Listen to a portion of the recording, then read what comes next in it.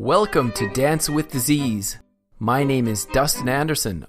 In 2016, my index finger started wiggling, which is great if you're training a dog, but I don't have a canine companion, and then the word Parkinson's came into my life.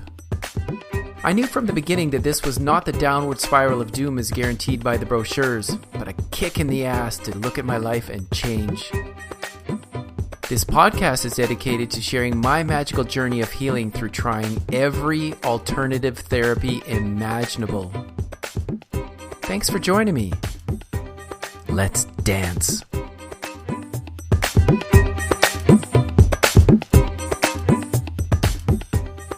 Welcome back, or should I be saying that to myself? I have been away from the podcast. Thank you for tuning in again. And this journey is not a linear process. But things are going well. Things are going really well. And I had an epiphany yesterday that Parkinson's has not just been a gift for myself, but for my wife as well, and certainly for our marriage. And here's a recording after us of my wife and I, Farah, and I talking about this journey for you to enjoy. Cheers. This has been, quite the journey in terms of all the learnings that we've had. Oh, so many learnings. So many learnings. And you were saying?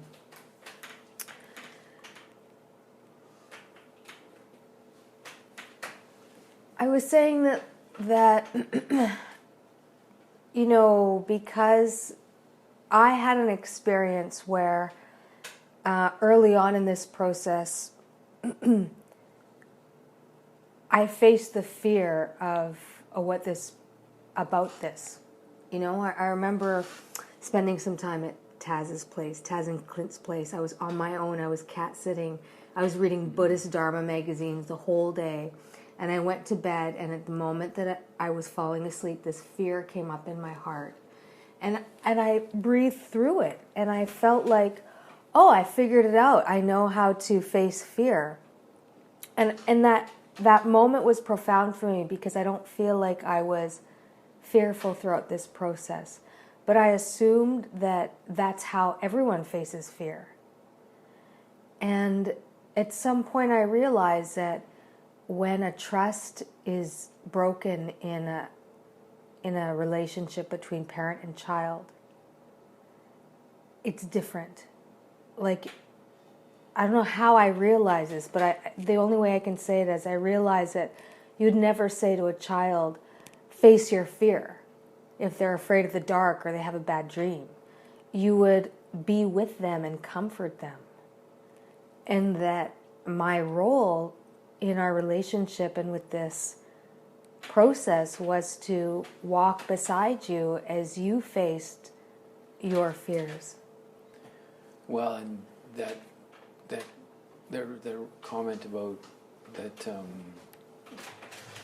about parents saying face your fears, I don't remember being said that exactly, but it was that kind of thing. So that obviously was the inner child in me going through this process of facing fear for the first time as an adult. Yeah, interesting. I think about the fear that I was experiencing at the time when in 2017 when I went through the depression. And the fear was so intense. I think the fear was just about who I was, because it's about. I don't think it was. If I think about it, I don't think I could articulate it. I would probably place a bunch of labels on it and assumptions, but I think ultimately the fear was the fear of change. I agree. I've always felt that until recently, you've been overly identified with the body and haven't known other parts of you. And the fear that came up because you only knew yourself as a strong physical person, the ego grasped onto that identity even as it was falling apart. And that's where the fear comes from, is this, when there's this unknown, being with the unknown or not knowing who you are, which I think was a part of the process of letting go of Purple Pirate. When you didn't know what was going to be on the other side. I knew. I could see that there were things that brought you happiness, whether it was working in the garden or working in your workshop, or like I could see very easily that what you couldn't see for yourself. Yeah, it's true, and it took me quite a while to realize that performing was the least favorite part of my. Well, I think I would admit it in jest that performing was just a necessary evil in the journey to become a world famous children's performer, rich and famous. But ultimately, yeah, you were pretty patient with that, because there's been a number of times when you've had ideas. The challenge for me though is that you have great ideas most of the time, but it's to trust whether do I give away all my power? Like, it feels like if I were to just do every one of your ideas, that I'd be giving away my power to you, and there'd be create this weirdo power dynamic where, I don't know, like, because you've had some awesome ideas in this process, like giving up show business and. I don't think it's an either or thing, and I think that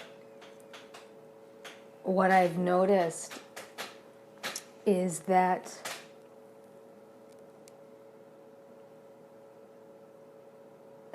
you're not able to assert yourself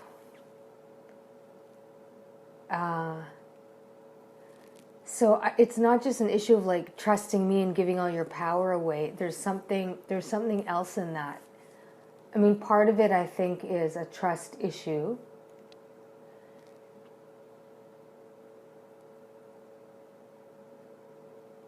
It's a very hard one to discern. I know what you're talking about. It's a very hard one to discern, and I don't know how to articulate it because I don't have the answer. Like, how do you know when to trust yourself and when to trust someone else? Like, especially if you've been disconnected from your intuition. Yeah,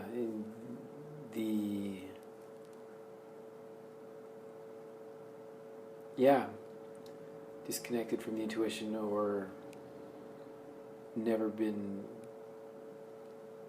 told, had the trust in the intuition reinforced. I do think you're learning to trust not only me more, but I think you're learning to trust in life more. Yes. Definitely. I am, the trust in general, have faith. I have way more faith than I ever thought I would have. Faith used to be a dirty word associated with Bible thumping, ridiculousness. But now, I understand faith differently. I understand it as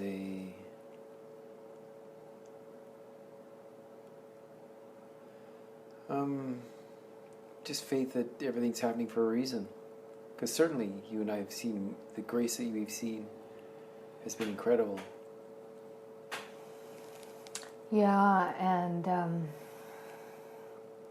what I realized is that I felt like I was in a pressure cooker at times, especially in the process leading up to buying this house.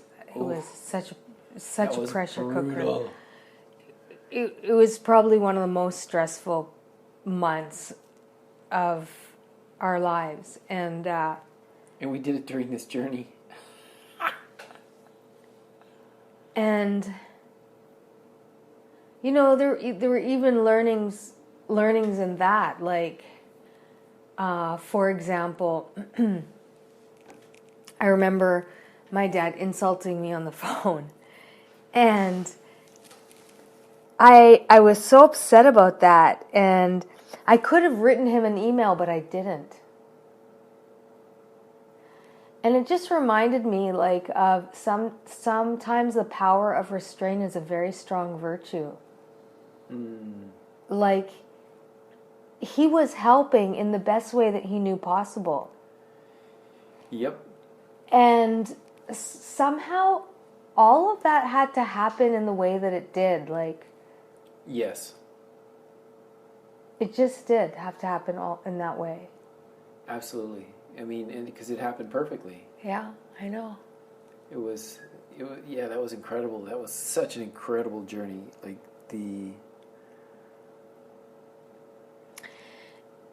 And what was so powerful for me too is, like, in my workshops, I don't know if you were there when I talked about how important cleanliness is in a space.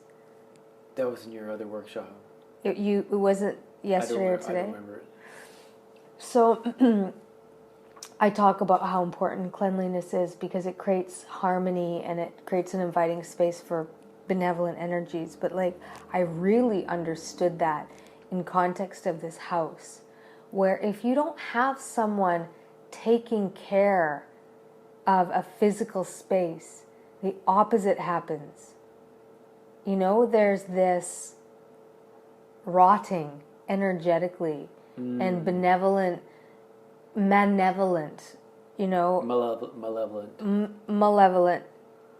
spirits that reside in a place because it's not taken care of. And I remember when we moved in, it had that energy to it, and it took time for that to shift. And it was such a powerful thing to see the shift, like to see the transformation, and all it takes is intention and effort. Yeah, I noticed that in the shop tonight, working on the shop, that the choices that the previous inhabitants of the space made were dangerous, for one. Like, there was just wood chips in the corner that's a fire hazard. So cleaning up that, it feels so good to clean up this space and to clean up that energetic dysfunction. It's such a spiritual practice, cleaning. Mm-hmm. I've really felt like I never thought I would be a person who would enjoy cleaning, and yet I really get how much of a spiritual practice it is to clean regularly, to keep things neat and tidy, to keep a space orderly, to stay on top of organization. It has a profound impact. Yeah. And it's interesting because in this journey, you've taken on the load of most of the cleaning because it's just such a pain in the ass for me.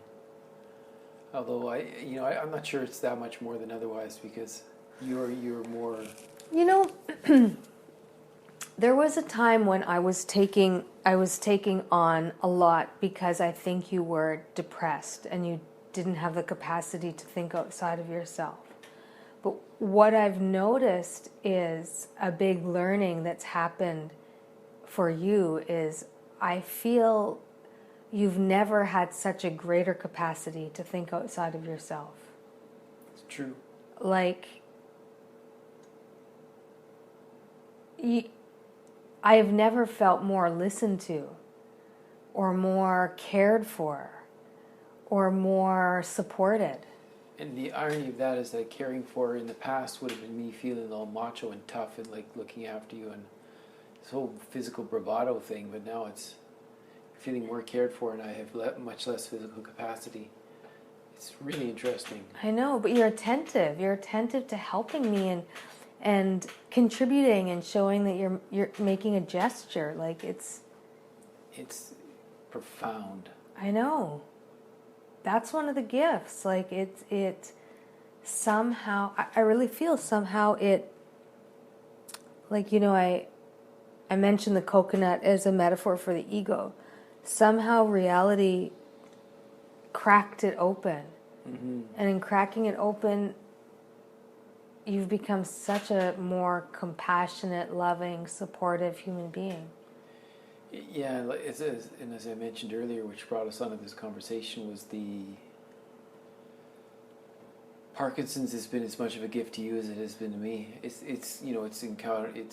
We've incurred enormous amounts of effort that's been needed in order to transcend this initial hump, but I feel like the worst is over.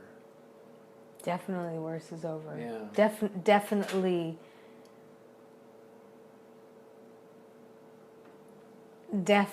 the direction we're going is a positive, hopeful one. And it's up. Yeah. Yeah.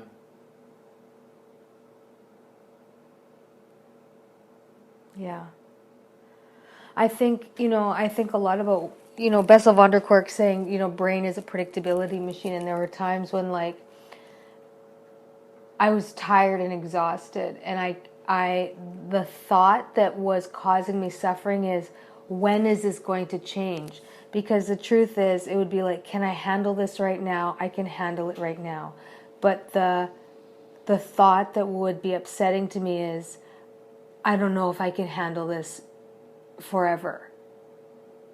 And it was a future anxiety. It wasn't grounded in now. Like, it was like, that's what was causing the suffering. It was hard. But what was causing the emotional distress was this tendency, which I feel yogic tools really gave me the tendency not to feed that, to know that that's just my mind doing some thing that it does, but to really bring it back and say, can you handle it right now? Yeah, because and that was reiterated by Chetna today. Mm-hmm. Just being present. And it's the same information every time, right? It's just being present in the present moment, but to be, just to be reminded just keep. It's practice. It's constant practice to be in the present moment. Like, what's this moment now? We're sitting comfortably in our own house, safely. It's raining outside, but we're warm and we're having a great conversation inside. And I don't know if you remember, but we drove home from Victoria one summer after you had performed at the park in Victoria, and you had been going through a period of insomnia. For 6 months, I think.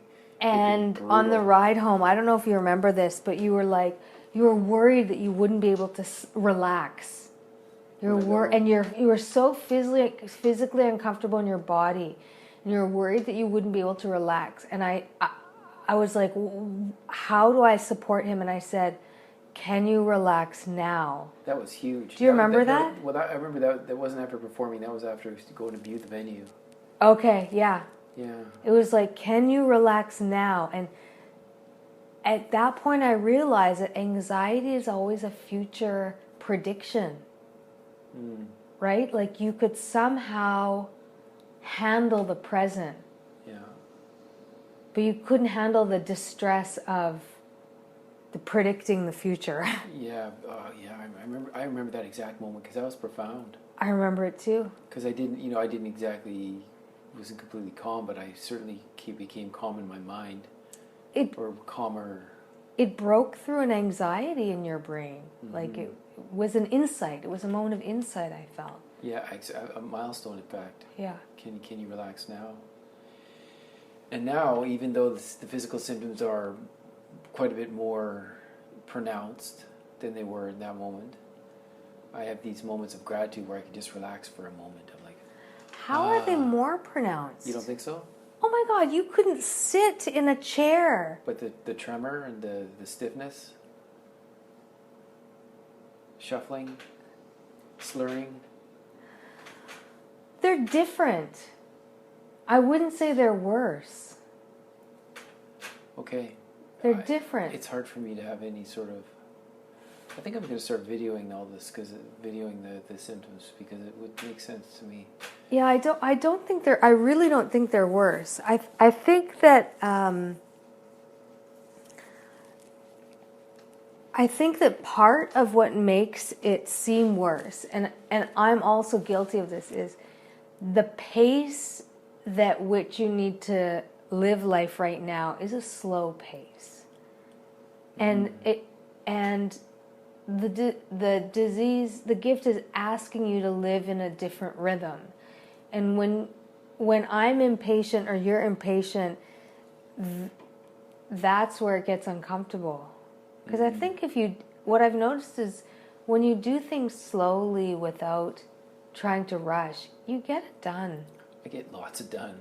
Yeah. I get lots done. I know, so... Yeah. You're right. I'm being forced or demanded or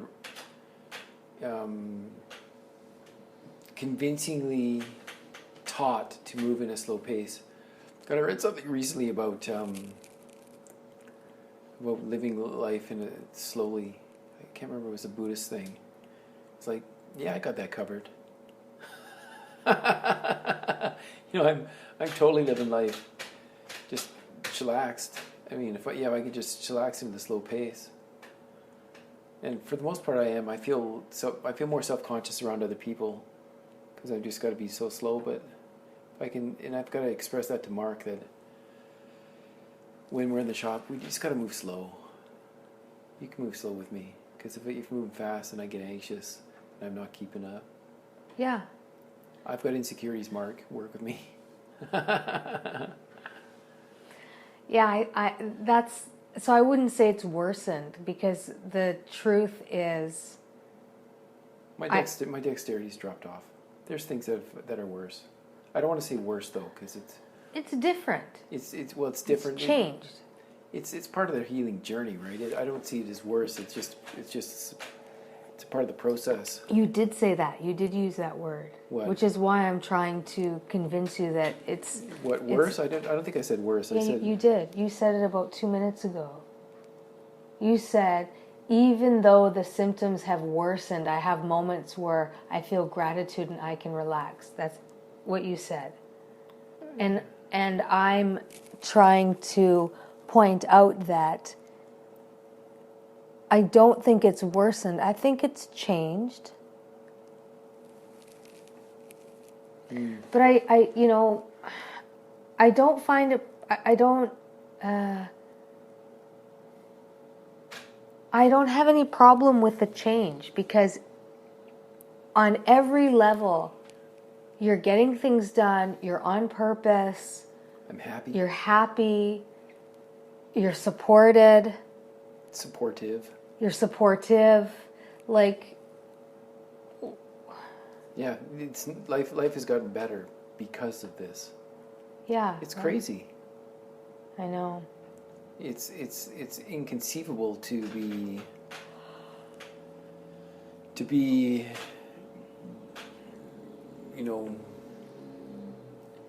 it was inconceivable prior to it, but it's the reality. It's the truth of what this scenario is because of this healing journey. And the healing is not of the brain and the releasing of the dopamine again. It's the healings of the heart and the soul, and that's the healing that's happening. And the rest will follow in suit. Yeah, and I also think this whole emphasis on what's not working rather than what is working is part of the wrong paradigm.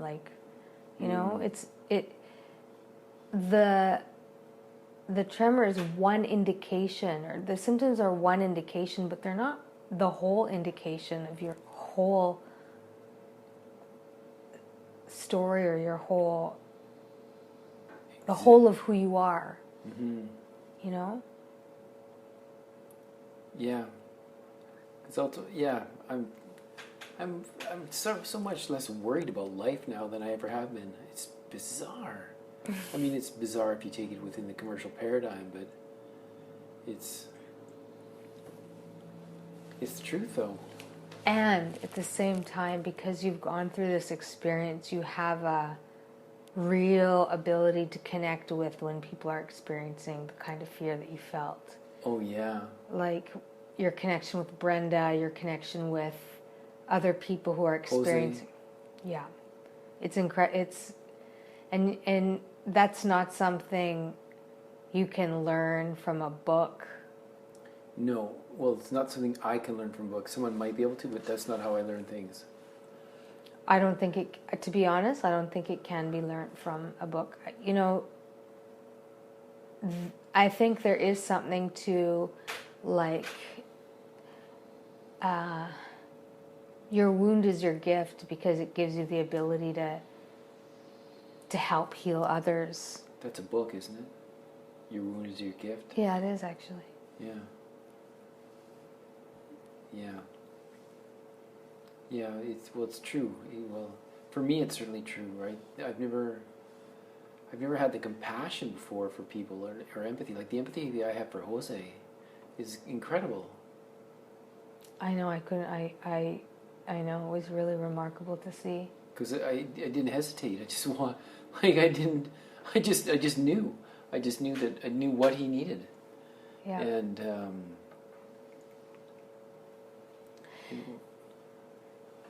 go ahead. Go ahead. No, what to say? And I didn't have that before. No. You did. You just, Well, I mean, you know, I think of like your ability to connect with kids who come from troubled homes. Mm-hmm. You know, you had that ability. Yeah. Or rednecks. Yeah. That's different. But like, I feel that what it's given me is when people are going through a hard time in the way that I have. Like, you know, I have a new appreciation for my auntie who is a widowed single mother supporting 5 people. You know, I know what it's like to work to exhaustion and you just got to do what you got to do. And 3 years of that, 3 years of going back and forth every weekend to Vancouver, living in other people's homes, about the stress with dealing with your parents, about staying at their place. And that was a godsend in the end, right? That was initial oomph. But it was, if we think about, go ahead. No, go ahead. No, if we think about like multiple times when we've had really intense stresses, something really beautiful has happened because of it. That was one of them, right? We bought a sleeping mat so you could sleep on your parents' floor. That was brutal. That was so difficult for you. Oh my God.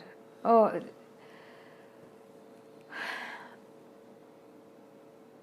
Yeah, I feel like I've gained a capacity that I didn't have before.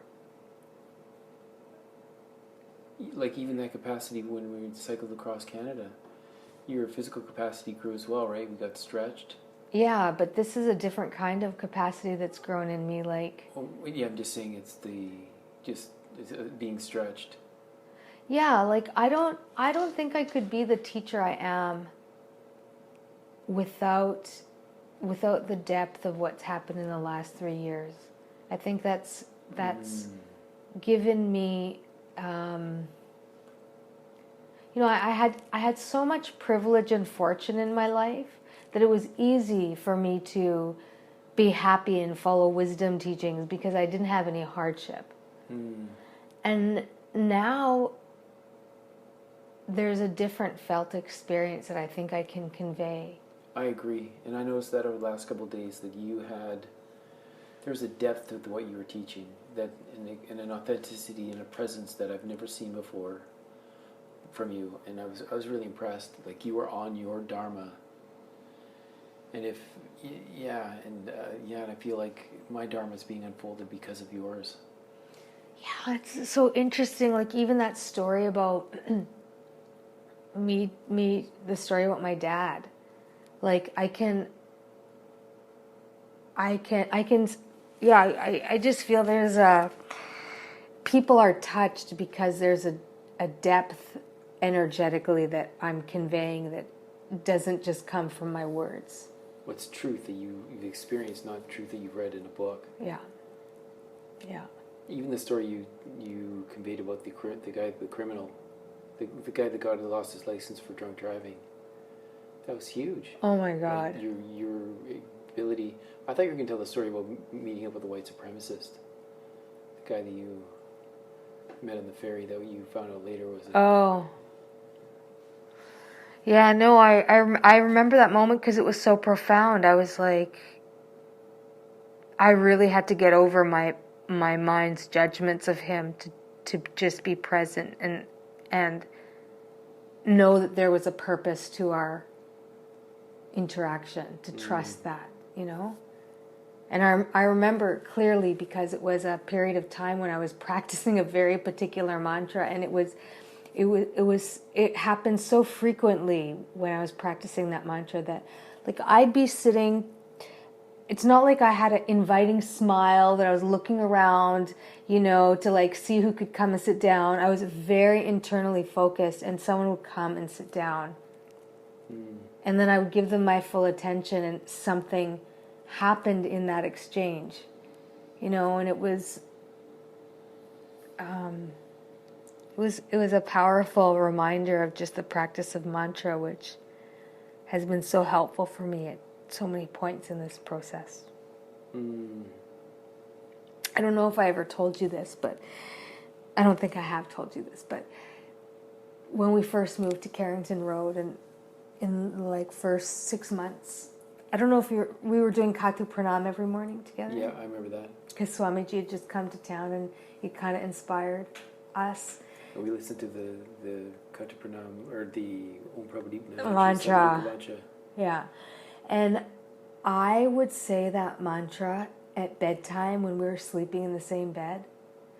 And my experience of that mantra was very tangible. I felt like we were being embraced by a warm hug. And I'll never forget that feeling, because I feel that was a gift given to me to inspire me to keep practicing, and that mantra has helped me so much in this process.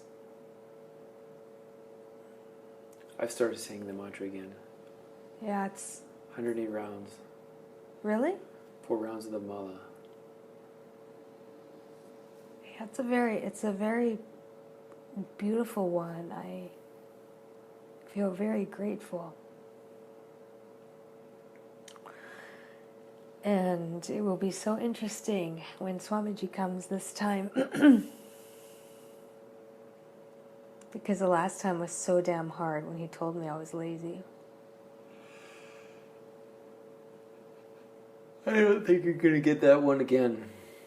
I think it's going to be... Yeah, I mean, who knows? I mean, who knows? To make up a story about a situation that's not even here yet. I can never predict it's of that nature, even though life is of that nature, but that particular relationship is completely... I have to let go of all preconceived notions because it never conforms to anything I would know. Thank you for listening to Dance with Disease. For more podcasts, links to books mentioned, or to book the theater production Shaken, Rattled, and Rolling, log on to dancewithdisease.com. My name is Dustin Anderson. Thank you for joining me.